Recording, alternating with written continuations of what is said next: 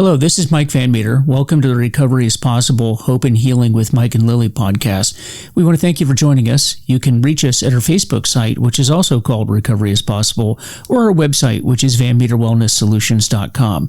This podcast exists to educate the public about addiction, remove the stigma associated with addiction, and offer help and support for those suffering from addiction.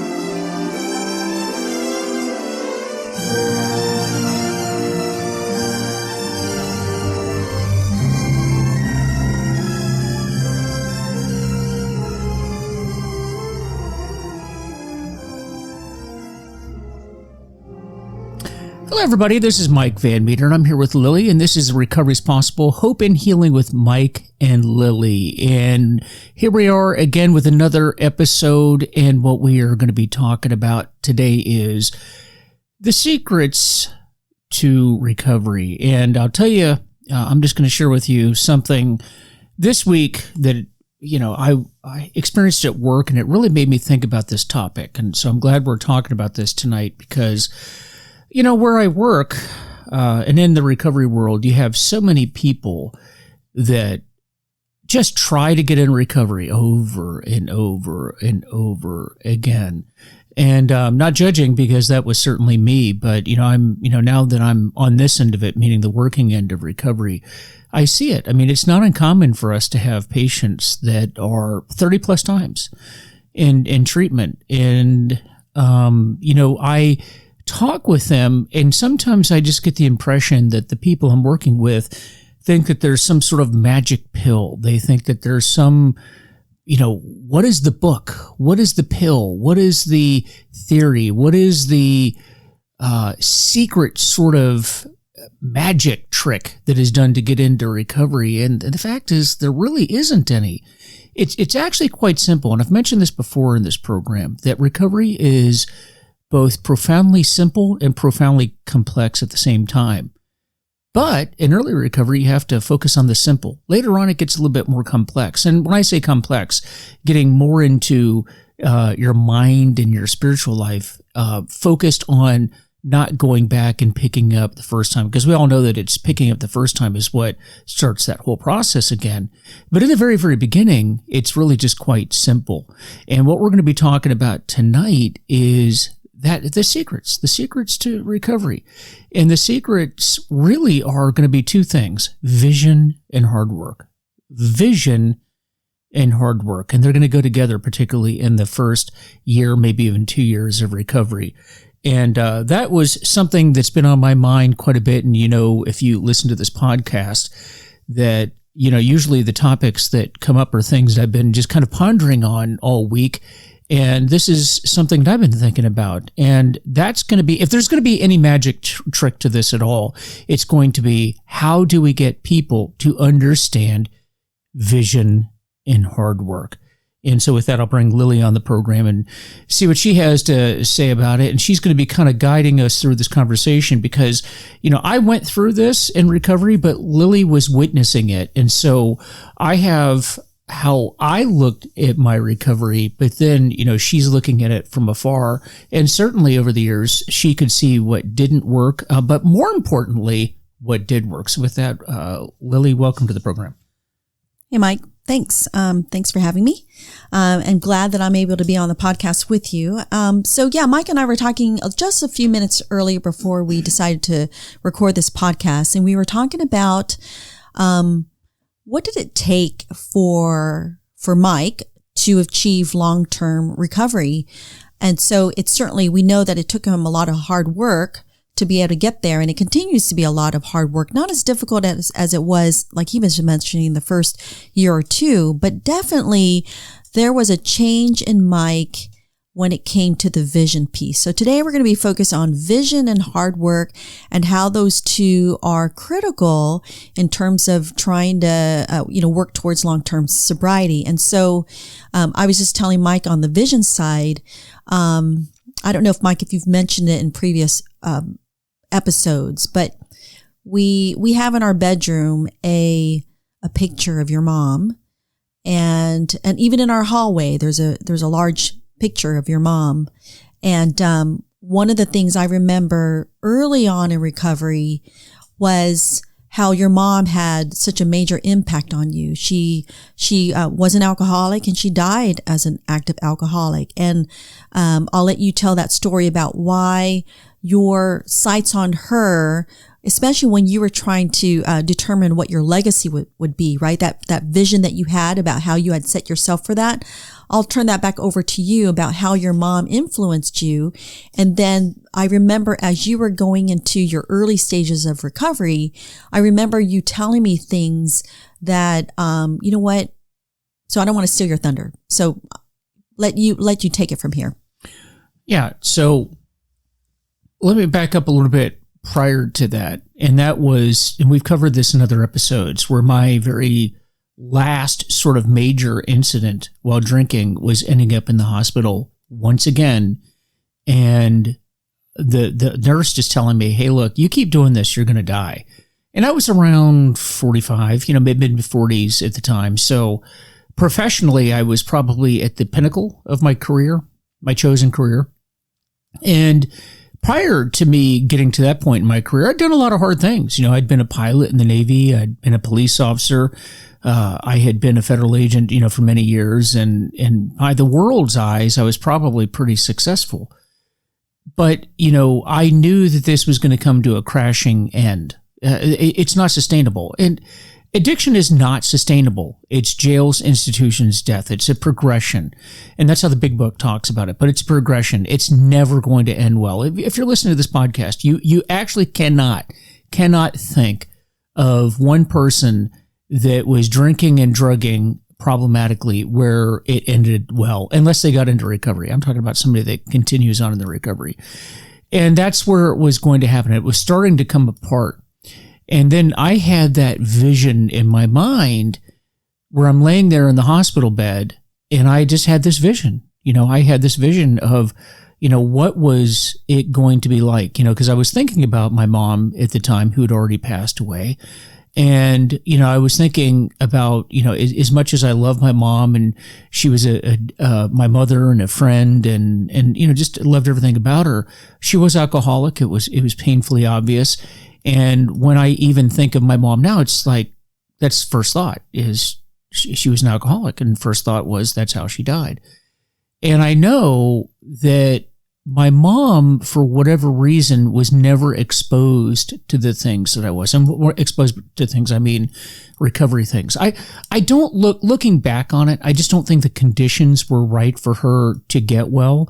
I just know that God had not put people and things in her path that I'd had put in my path to get her on that trajectory to get well. And for some reason I did. And it just really struck me that when I think about her, that's first thought. And so I thought, well, when I die, because we're all going to die. And by the way, sometimes I'll have patients say to me, when I make a comment like that, they'll go, well, that's very morbid. And I go, well, hold on. You can look at it as being morbid, or you can look at it as being reality. I mean, we're all going to die, correct? We are all going to die at some point. That's just a reality. And that's one thing when you come into recovery, we have to realize that we live in reality, not make-believe land.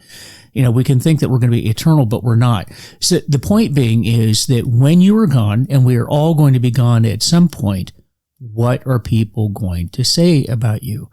And that became really my driving push at that point. That drive to get well is because I then looked at my goal in life as being really pursuing that ability to create an environment where people are going to know that I did my best, that I tried to help people, I tried to help my country, I tried to help my community. Some of you might say that sounds a little sappy. It doesn't really matter. That's what drove me. And the point of tonight's podcast is going to be, what is it for you? Now, mine might sound sappy to you and overly patriotic, but you got to look at my background too. I mean, this is what I do. This is what I've done my whole life, to serve the nation, whether it be in the military, the police, or as a federal agent. But for you, it may be something different. And so the key takeaway is going to be finding out what that is for you and then pursuing that. So I hope that answers your question, Lily. Yeah, very much so, Mike. So, because I noticed that as you started taking your sobriety seriously, and that you had made a decision in your mind that you wanted to achieve long-term sobriety and to start your journey towards recovery, that was very prevalent to me. I remember you saying, wow, what kind of legacy am I going to leave for my family, for my children? And you were quite solemn at the time, thinking, wow, I don't want to end up like this, where I just die a drunk. And it was you being introspective and for yourself deciding what it was that you wanted to achieve. And so, for our listeners, it's taking a step back, maybe when you have that moment of clarity, right? When you're not, it's kind of hard to think when you're physically drunk or you're in the throes of your addiction, but those pockets of sobriety where you're able to think and ponder, wow, what is it that I want to do with my life? And having that long range vision in sight that you could hang your hat on, that gives you hope, something to shoot for. We talk about on our website, right? Our vision is to educate the public and to help, the world live a life to its fullest. And so I thought that was really good for you to be able to have those moments where you were thinking about it, because I think that stuck with you, so that when the elephant in the room was no longer you and we were actively trying to combat your addiction, that was the vision that I knew that you were looking for, that you had said that you were looking for. And then I felt, okay, I would, as my husband, I want to do everything I can to support you in that effort, because I certainly obviously didn't want you to die either. Yeah. And I think that everybody that I know that is in recovery has had some sort of that vision that I described. I described to you what my vision was. Now, for you, it may be something else. It may be, I want to reestablish a relationship with my children. I want to rekindle my career. I want to rekindle my marriage. It may be that I have a hobby or a sport or that I'm involved in. Because, in recovery, we talk about the uses. By the time you're using alcoholic or drinking alcoholically or using drugs to the point where you can't function, we talk about the used-as. I used to do this. I used to do that. I used to be a weightlifter. I used to run a lot. I used to play the guitar. I used to be involved in Boy Scouts, whatever that is for you. Chances are you're not doing it now, or not doing it successfully, or people really want you to stop doing it. And so it could be that you want to start doing those things again. I know for me what that looked like, and we'll define what vision is in hard work, but I know for me, beyond just wanting to be remembered for doing something important, I do know that for me, the used-tos were, I was, prior to this, very physically active. I was kind of like a health nut in a way. In fact, you, Lily, used to joke with me. It was like, it is unbelievable to me that you are an absolute health nut, but you destroy your body every single night with alcohol, and you couldn't understand that. But that was me trying to hold on to what was important to me, and that was my health. I also had other interests. I had interest in music. I had interest in, so it was kind of funny because I have a collection of guitars that I never play. And we have changed that over the years, but it was something that I had that I wanted to do. And what's interesting, when you are in the depths of your recovery, most of the people that I know, and myself included, you have sort of like this vision of yourself, right? You have this vision of, I want to be, a talented musician, or I want to play. I want to be involved in theater. I want to be involved in athletics. I want to do all these things, spend time with my children. And that's the vision of what you want. And then addiction just kind of takes that away from you. So I think recovery is going to start, one, how do you want to be thought of long term, long after you're dead, your grandkids, your great grandkids, when they look at pictures of you 100 years from now, what do you want them to say? But then you have the more day-to-day practical stuff. And that is, what is your vision? I used to have fantasies, Lily. I used to have fantasies of what life would be like without me drinking. because in a lot of ways I can be very disciplined. I mean, you know that. I mean, I can get up at 5 a.m. and teach a spin class. I can go for a run. I can do a couple of runs in a day. I can do, train for triathlons and things like that. But in my addiction, I was not doing any of that. I do community work, now. And I wanted to be involved in these things, but I couldn't do it. So that was my vision of what I wanted to do on a day-to-day basis. And then my long-term, goals. You have your daily immediate goals, then you have the intermediate goals, and then you have your long-term sort of vision. And then along with that is going to come the hard work part of it, hard work.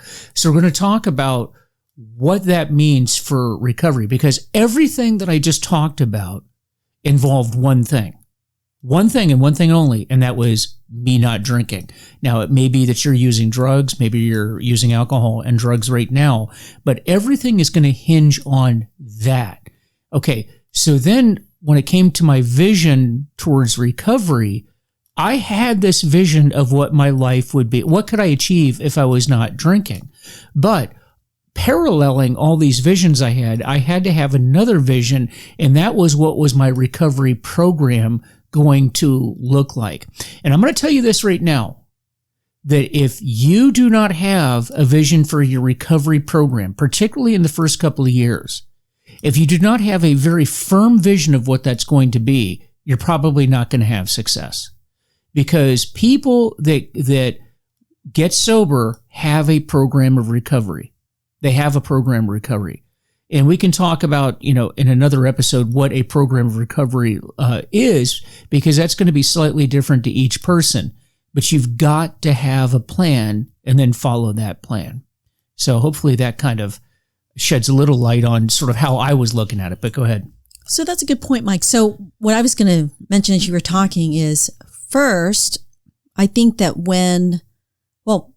like you were talking about vision, right? So you have to have something that's out there, that's future oriented, that provides you hope, something to shoot for. You're pursuing, right? Like, what is life going to look like for you when you're free of addiction, right? Not cured, but you're not actively drinking or actively drugging.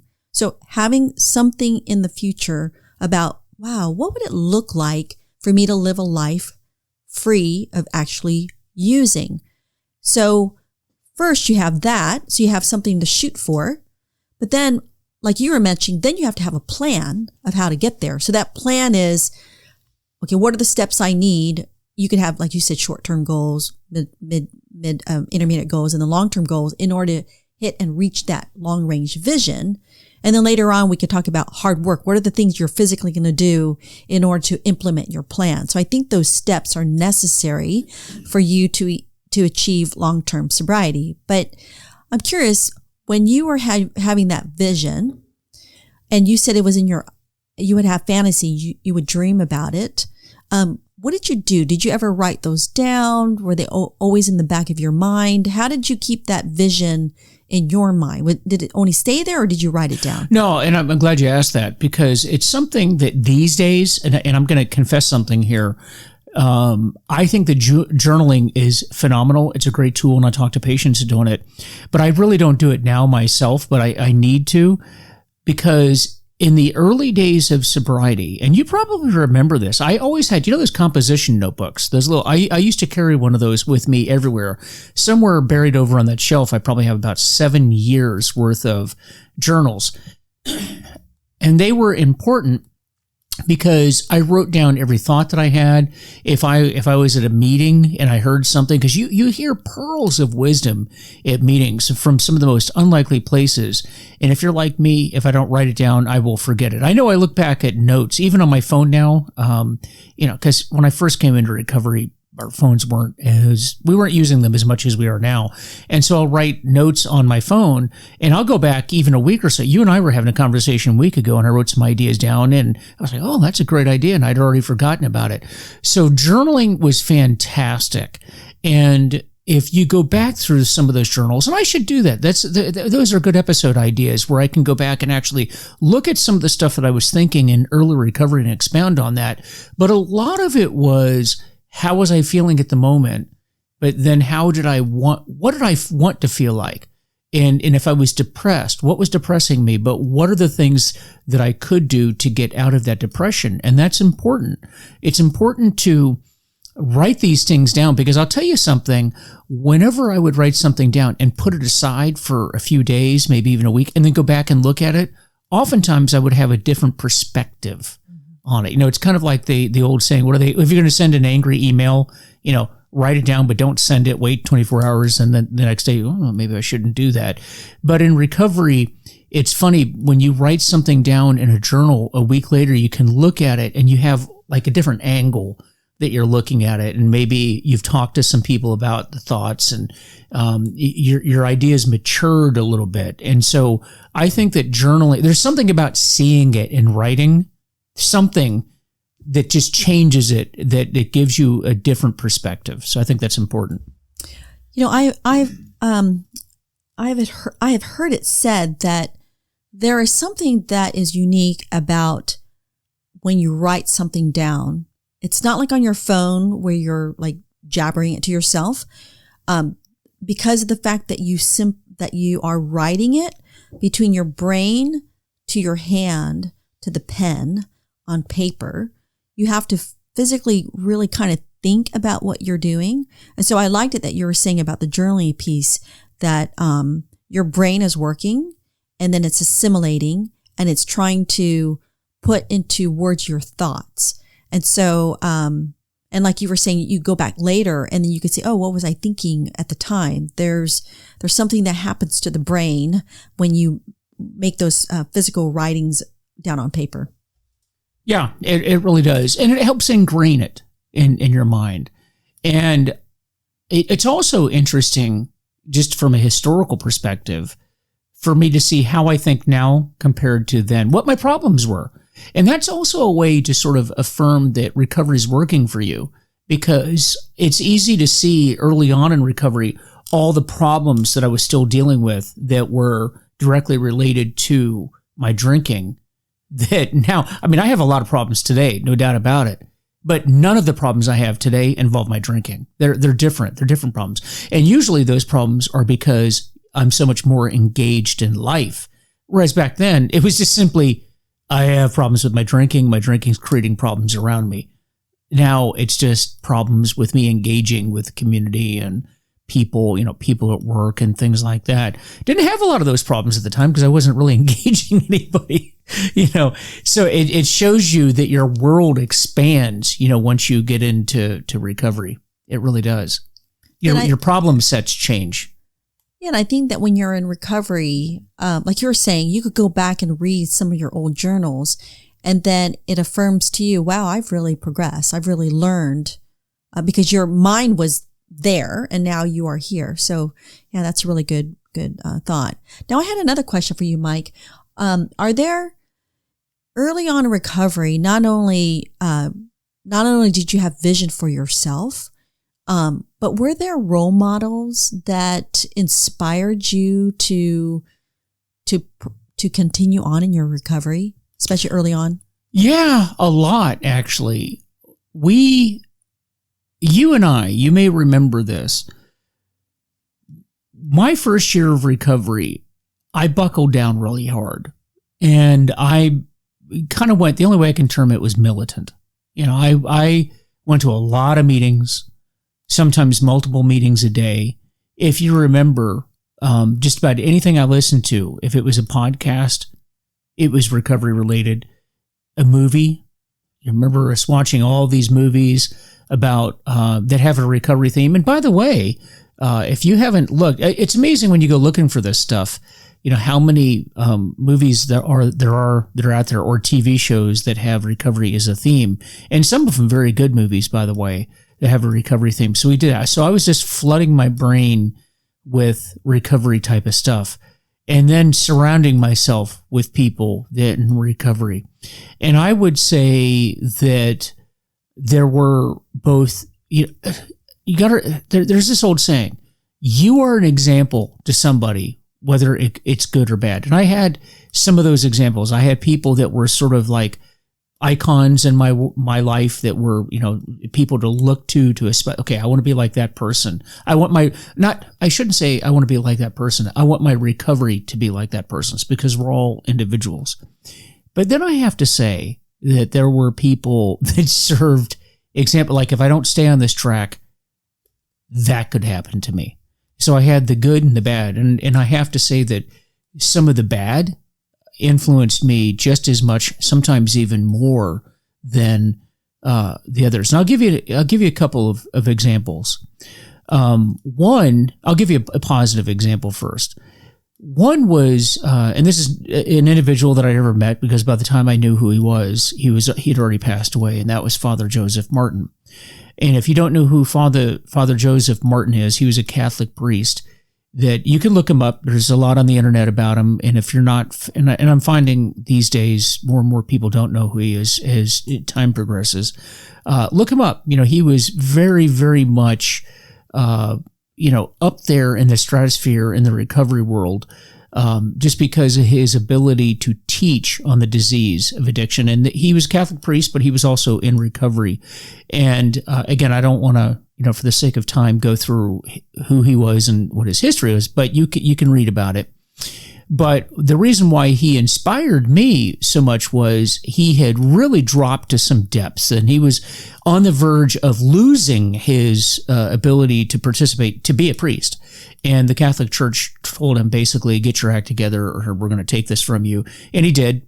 And he got his act together. And then he went on to, speak at meetings. And then he just, more and more people knew who he was, and got to the point where he was on the speaking circuit. And then through a chance meeting, somebody from the Department of the Navy watched him.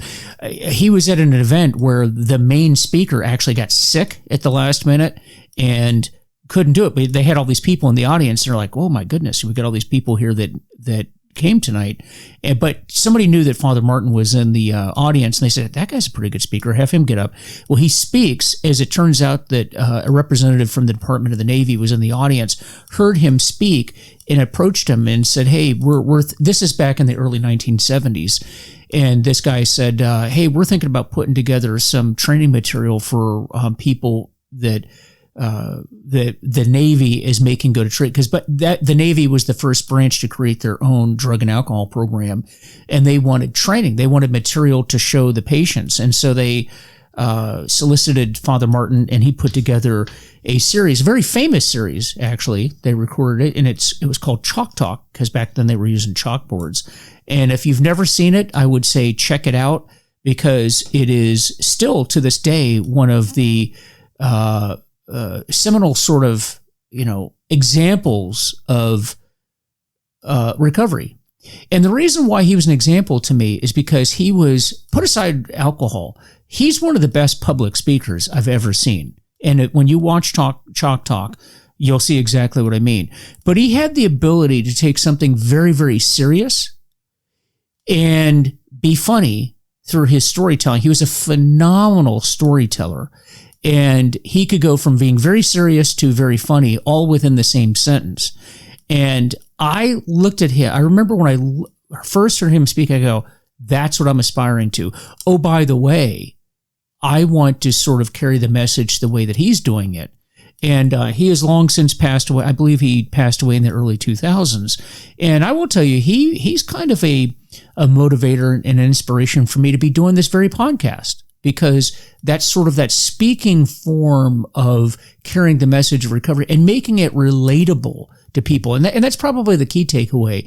Though he just had a gift of talking about recovery and making it a very complicated sort of scientific thing, because this is a disease, but he was able to put it in a way that the average person could really, really understand and go, hey, that makes a lot of sense. And so that was the good example. So get your thoughts on that. And then we'll use a negative example. Yeah, that was really good, Mike. I do remember early in your recovery where when you were exposed to Father Martin, how you were so excited, and a lot of the ideas, in fact, I think a lot of the ideas that he taught in those Chalk Talk series, you still use today in some of the the concepts when it comes to addiction. So I do remember early on how he really was a person that you really lived up to. In fact, you were telling me that when he went through recovery himself, it was like 92 days. I mean, he went through a long recovery. Yeah, it was the up in Minnesota. I don't know if it's still there or not, but the Catholic Church has a treatment center for priests, and it's about 90 days. It's a 90-day program. That's what he went through. Mm-hmm. Yeah, that was interesting. And so, one thing I was thinking about as well, like when we talk about those role models that you have or may have had early in recovery, I remember that we went together. This is before COVID, of course. I actually enjoyed those. It was the speaker meetings that we would go to every week, and we would celebrate people's anniversaries, right? Whether it was in the basement of a church in Old Town Alexandria to, more local in our area here. But even as your wife, of course, they always serve cake, which I love, but it was also just, coffee and then just intermingling with folks who were in recovery and just hearing their stories. And like you said, some of the stories were far more, in a lot of respects, devastating in their lives, but yet they were moving on and continuing and still working towards their recovery. So I remember those were quite motivating for you and to me as well, because being a family member, you kind of think, oh, it's my spouse, oh, woe is me, our life is miserable. But then when you hear other families or other alcoholics or addicts who've suffered and then their spouse or their family member is still supporting them, then you're like, oh, okay, I'm not the only one that's dealing with this. There are other people similar to me in some way. And so it was encouraging to me also as your spouse.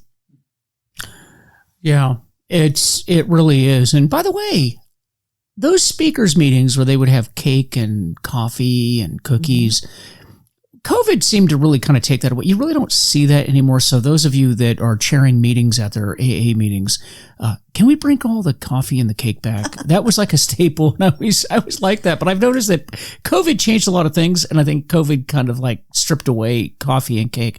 But that needs to be our new mission, is bring coffee and cake back to AA meetings. But that's another topic for another time. Hey, now, for the negative example, I remember when I started teaching down at the FBI Academy, and I was asked to develop a course, which, again, there's articles written about this, but eventually morphed into a course called Leading At-Risk Employees. And Lily, you helped me put a lot of that together. It was a long story and how that came together. But the point is, when I first started teaching it, I didn't tell my story. I talked about addiction, but I didn't tell my story because at the time, remember this is much earlier on in recovery, I just had it beaten in my head that when you're in recovery, you don't talk about being in your recovery to people that are outside of recovery circles. I kind of look back at that as being a bit silly, but nevertheless, that's where I was at the time.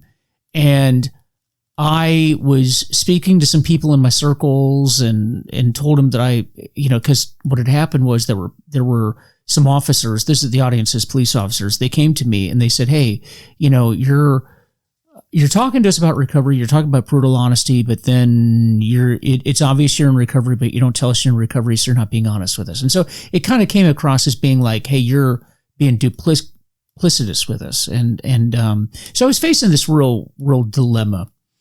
And one of the people that I respected very much was just insisted, yep, you can't do that, too bad.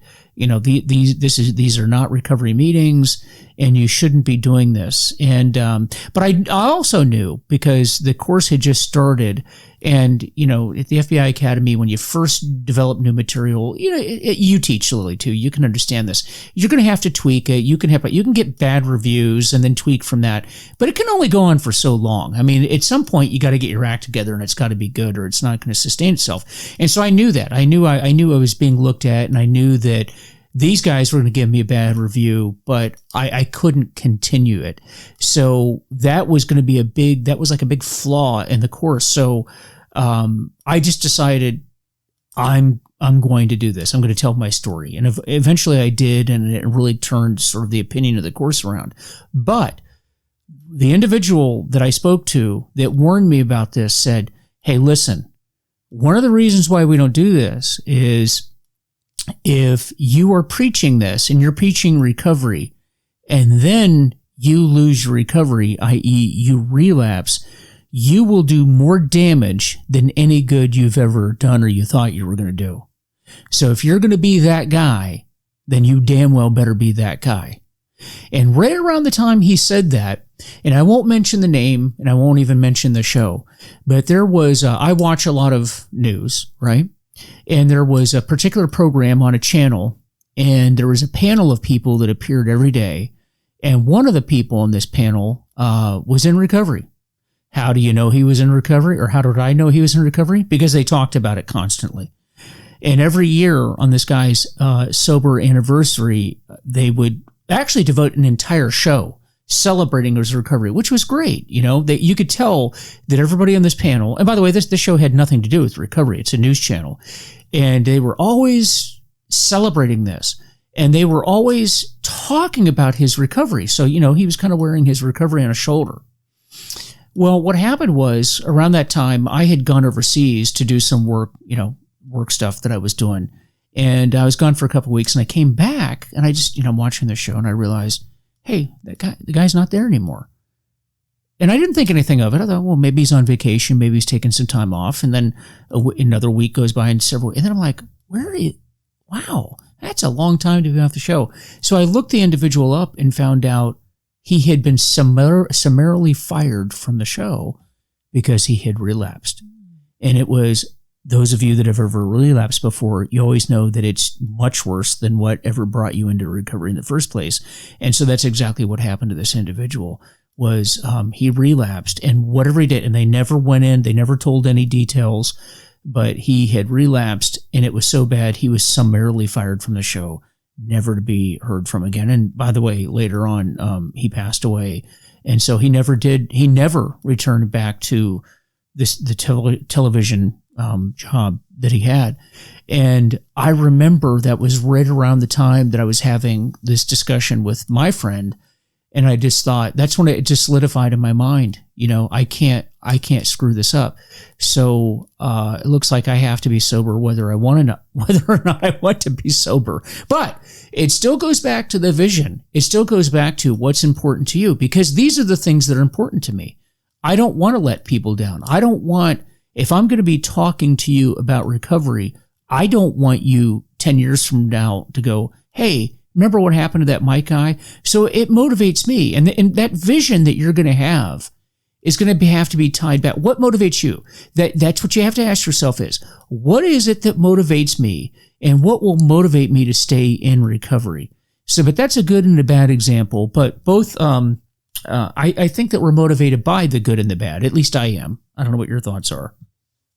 No, I really like that, Mike. You gave a positive example and then a negative example, but both, whether good or bad, motivated you to continue on the path of shooting towards that vision that you had set for yourself. Yeah, and that's something that you can do for yourself too. And that's going to be important because, again, there is no magic pill to this. You know, recovery is really that hard work. And we haven't talked about that yet. We haven't really talked about the hard work part of it. So we talked about the vision, okay? But once you have that vision, and correct me if I'm wrong on this, Lily, but I heard this quote one time. It's like, a vision without hard work is nothing but a dream. So I can have a vision of, let's say, running a marathon. Let's say I'm sitting on the couch, kind of like I'm doing these days, because my running condition is absolutely atrocious. But now I say I want to go run a marathon. Okay, so that's my vision. I want to run a marathon. Okay, that's great. I want to run a marathon next year when I do that. But I don't just continue sitting on that couch and then get up in November of next year and say, hey, we're going to go out and run a marathon. There's a lot in between. And that's what we want to talk about right now. Okay, how do we take that vision and not just have it as a dream? So, Lily, kind of break that down for us. What does that mean? When we say hard work as it relates to recovery, what are we talking about? Well, when you talk about the hard work, what are the things that you're going to physically do in order to achieve that long-term vision that you've set for yourself? So I think last week, or at least the last 3 times, we've talked about meetings. You've talked about going to those meetings consistently, making sure that your spouse or your loved ones understand that you've got to go to meetings, right? You've got to fill up that time, learn new ways of living life versus being in your garage all night, right? For 3 or 4 hours. So there's certain things that you need to do that help you to achieve that vision that you've set yourself. So I want to turn it back on to you, Mike. In addition to meetings, what are some other things that you recommend that you not only did you do for yourself, but that you recommend to others in order to exhibit that hard work that it takes for long-term recovery? Well, meetings are a big part of it, obviously. And why? Because it's giving you that routine. As you mentioned, it's filling up that time. You have to remember that when you're using, whether it's drinking or drugging, you spend a lot of time doing that. You spend a lot of time planning it, getting it, using it, recovering from using it, and then starting it back over into a real big portion of your day is spent around that whole cycle of using. So we have to fill that time, okay? With all that time. And by the way, I don't think it's an exaggeration to say that just like on a weekday, forget about weekends and federal holidays, things like that, just a weekday, I don't think it's an exaggeration to say that about 8 hours of your day between planning, using, and then recovering from using, pretty much 8 hours a day. Weekends and holidays are even worse. So we got to fill that time. Now, it's not just filling the time. We're going to be learning, okay? And then, so meetings, and then you have meeting with your sponsors, meeting with your fellowship, the people that are around you, talking to them, learning from them, literature. Also, I spent a lot of time reading about recovery. Really those first 2 years need to be devoted to really hyper-focusing on recovery. And I think that's why some recovery programs have, to the uninitiated, the uneducated on this, I think, you'll hear people that really don't understand these programs say it's a cult. It's like, it's like a cult. Oh, I see what it is. You're like this evangelical born-again Christian now, and that's what it is. You found religion, and now you're just obsessed with that. Not really. That's not what it is. I mean, it is kind of what, I guess you can say you're sort of born again in a way that you really are, because you're living a new life, but it's not in the same context as what other people are talking about. But it seems cultish because in the beginning, you become almost as obsessed with that as you were with your using. But you kind of have to be in the beginning. But here's the good news. For those of you that think that you're just going to become this obsessed sort of like, over the top, proselytizing person, it tapers off, because I would say that that's kind of how I was in the beginning. It's really not how I am now. But you got to remember the pull to use in the beginning is so strong because of the body and the brain fixing itself, like we've talked about in previous episodes. You have to allow that to heal.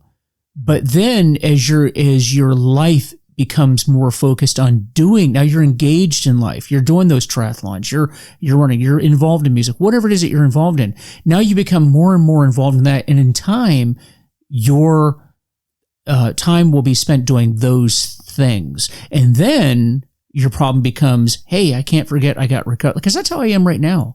I actually have to, I consciously make myself go to meetings. I consciously make myself read literature, because it's not quite the pull that it was in the beginning, if that makes sense.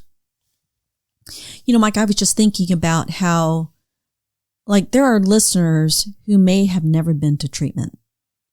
And I remember when you went to treatment, especially the last one that you went to, it was pretty regimented, right? I mean, because there are people there who've never been to treatment before. And so they're trying to get into this schedule, right? Your treatment is 28 days. What do you do for 28 days? And they usually will have a group of repeats, right? Those who've been there before. And then those where it's brand new. So just in a general sense, right? If you're brand new and you haven't even gone to your first treatment center, and all this stuff is just new to you. I guess my question to you is this, right? So you're talking about your first year of recovery. So assuming you've gotten past recovery.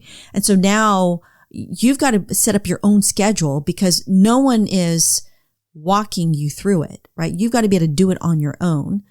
What were the things that was so important about being in treatment the first time, especially the first time you had ever gone through it? Because all that stuff was new to you. So what were the biggest things that they did in treatment that hopefully, put you on the road? Almost, I always think of the little bunny that's always banging on the drums, where they kind of set you in the path and then the bunny keeps going. How did treatment help you get on the right path towards your recovery? I think that what they were doing was really creating those new pathways, and all arrows were pointing towards that right now in your life. This is your number one problem. Okay?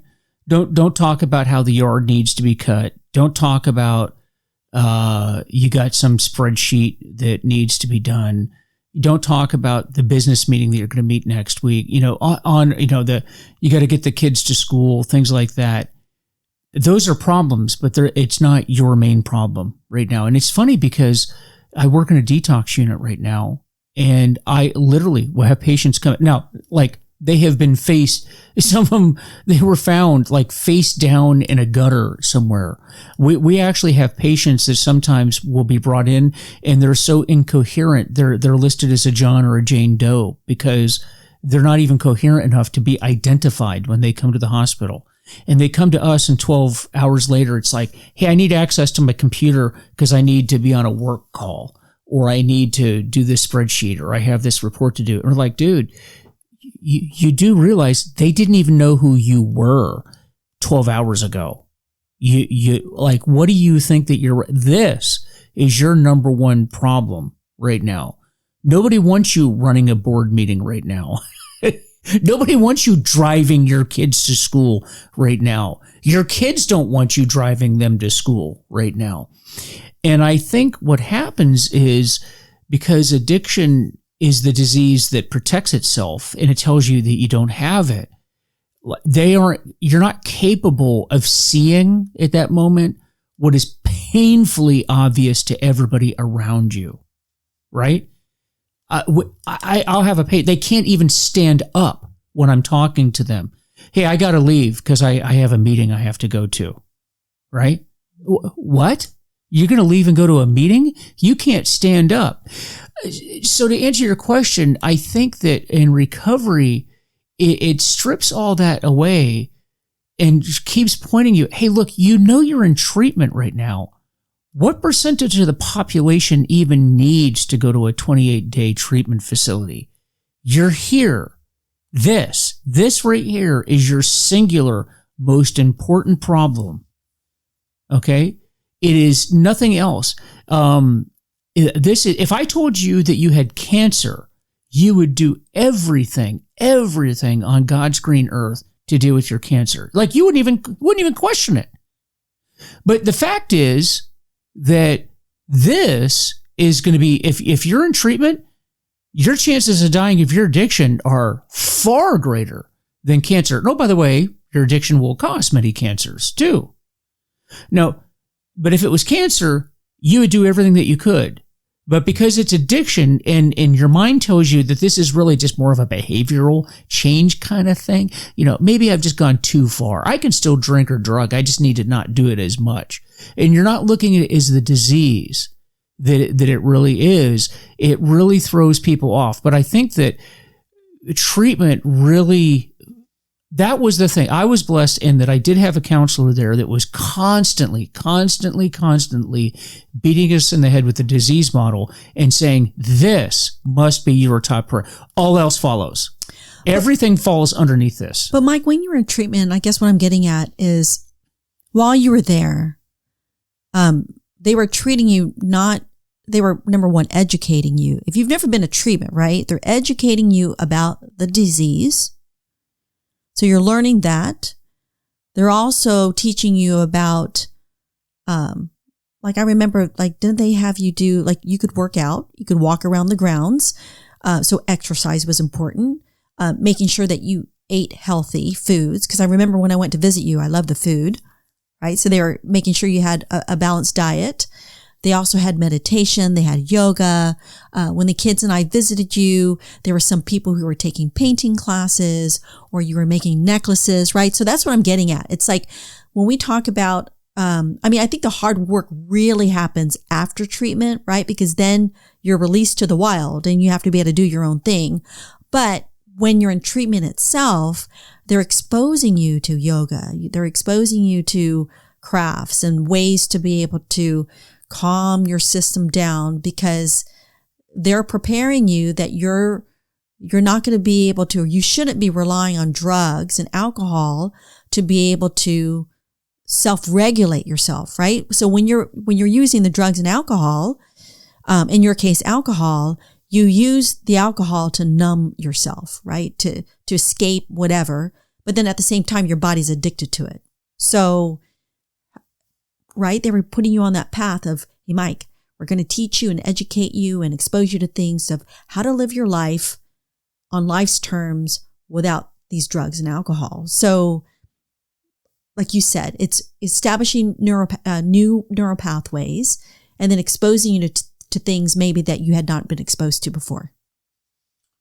Yeah, because let's face it, there are some people that really never had any hobby. You know, drugs and alcohol have been a part of their life for so long. Maybe there wasn't a time. So I could reach back in my life and say, I used to do these things, but maybe you've never done these things. And so one of the things that you'll want to do is find what those things are. And in early recovery, or in treatment, I should say, a lot of times they expose you to a lot of different things. Maybe art is not your thing. Maybe it is. Music. There are actually recovery centers. We have one right here in our area that they're the arts and music in particular is sort of like the center of what their recovery program is. You have treatment centers. You mentioned sports. There are places that actually really emphasize sports and fitness. It was there at the place that I went to, but it wasn't like a main focus. But there are others where you can do that. Equine therapy, canine therapy. Those are important things to do. But that's to really just show you that there are other things that you can do in recovery. Like now, when I have a bad day, I think, it'd be nice to go for a run, or let me go to the gym, or let me go for a long bike ride because I like cycling, stuff like that. And when you do that enough, and I think that's another secret to this, Lily, is that when we talk about the secrets to recovery, is these new things that you're doing, whatever it may be, you have to do it often enough to where it just becomes second nature. And that way, when you have that bad day or that tragedy, that your first thought is, you know what, I want to get away from this situation. I'm going to go on a long bike ride, or I'm going to play the guitar, or I'm going to, write. That's a lot of people get into that. And that's going to be your first thought, because, you and I have probably faced more tragedy since I've been sober than we did when I was drinking. But yet I never drank during any of these situations that were problematic. And I could go through a whole laundry list of them, but we've had a lot of stress in the last few years. Actually, I've done some things in the community that very, very, very few people do. Very, very stressful, but yet didn't drink. And by the way, the good news is I didn't even think about drinking during any of that. But that's because if there was one thing that I did right, I think in early recovery in this run, and that was just repetition, building those reps in. And then when the bad day comes, then that's my thought. Yeah. So we're talking about hard work, right? Breaking those old habits, forming new ones, right? Which takes repetition. And then like you were mentioning, it's where it becomes so routine, but certainly, like after you're done with your treatment, assuming you have to go, then the hard work begins, right? No one's leaning over your shoulder in order for you to go, to those meetings, unless you've been directed by court or your job or something like that. But then once all that's done, then really it's relying on you as an individual for you to take control over your own recovery and to do those things in order for you to succeed. But you and I were talking about before, well, not even just talking about it, but just living it. There were quite a bit of setbacks. In previous episodes, we talked about having the calendar and these setbacks and these relapses and these slips. It's the hard work comes also when you have these setbacks. And if you have the vision to continue on, but then you have multiple setbacks, what kept you going? Yeah, I think that was a big part of it. I like how you put that, because in that period, even though I would put, a coin down for every day I got 24 hours, and then I would get to like 28 days, 29 days, and then wouldn't get them, I would relapse and then wouldn't make it to the month, and then we would start over. I think the overriding thing that kept me going was I still had that desire. My vision was long-term recovery. And I wasn't going to let the setback, the temporary setback, keep me from the long-term vision. So think about this. I had my daily goal, which was to not drink that day. Then I had remember we talked about the daily goals, the mid-level goals, and then the long-term goal. So the daily goal was don't drink that day. And then, of course, in early recovery, we celebrate the months up to a year, and then maybe 18 months, and then you get a year after that. So my goal was initially just to get to a month. Oh, it didn't work. Okay, but I want to get a month. And then when I got a month and then 2 months, okay, I want to get that year chip. That was so those were like my mid-level goals. And eventually got them. But the fact that I had that vision that's what I wanted that year chip, that was that overriding factor. Right. And when you keep your focus on what that goal is, then the setbacks, it's easier for you to get back up on your feet and say, okay, I'm going to try this again. Okay. Because this is my longer vision. And you've got to have that. You must have that. And I will tell you that if I have one thing that I can see in the patients that we have that are multiple relapsers, and when I say relapsers, I mean, I can, let's say I work 4 days, because I work 4 days, then I'm off for for a few days. I have patients that I'm working with on my last day. They will discharge on my last day there. And before I can come off of my weekend and come back, they're already back again. And then we'll talk about, what happened. And the one common denominator that they all have is that they are not looking beyond the next visit. They don't have, what we just described in this episode, the daily goals, the mid goals, and the longer goals. They cannot express that to you. And I think that adds to why they keep coming back and back and back. You're not able to see. There's a point in your using where you're not able. It's like a foggy night. I can only see to the end of my headlights. I can't see beyond where the headlights are going. And I'm telling you right now, if you want to get into long-term recovery, you got to get beyond that. You've got to look down the road. You can't look at the end of where your lights are. That's something that if you do the work that I do and you see this every day, and then because sometimes I'm working with patients by day and they are the way I just described them, but then that night I'll go to an AA meeting. And I'll have people with 35, we have one guy that's almost 40 years, and then everything, all the way down to somebody in their first week. And the one thing the distinct difference with the people that have long-term recovery is they set long-term goals. Compared and contrasted to the patients I just saw earlier in the other day, they can't see beyond their nose, right? And without that vision, you're not going to go anywhere. Vision and hard work. Vision and hard work. So I'll let you take us out, Lily. So I think this was a good discussion, and hopefully all of you listening can get something out of this, because these are the things that we're talking. What we're doing is just sharing you with the stuff that we've experienced in our own journey, both me in it and Lily watching it and supporting along the way. So Lily, just some final thoughts on all this. So my two very important things for long-term recovery is having a vision, having short-term goals, mid-term goals, mid-level goals, and then long-range goals. And then having that out there, right? But then your day-to-day and your planning, recognizing and accepting that you may have setbacks along the way, but still pursuing through hard work to not lose sight of what your long-term vision is. So I would certainly encourage, our listeners, take the time, and reflect, what is it that you value most in your life? And keep that, write it down if you need to. And just have that before you so that you have hope for the future, recognizing that you will have setbacks along the way. It's not going to be easy, that it does take hard work, but you also don't need to do it alone. Yeah, I love that.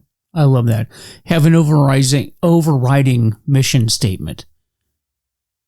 Write it down. Tattoo it on your brain. And never let that, you're going to have your good days, you're going to have your bad days, and just put that on your brain. But that's really the secrets to recovery. So with that, thank you, everybody. We will talk with you next week. And again, this is Recovery is Possible, Hope and Healing with Mike and Lily. And you guys take care of yourselves, because you can get sober. You can get well, because recovery is possible. And we'll talk to all of you soon. Take care.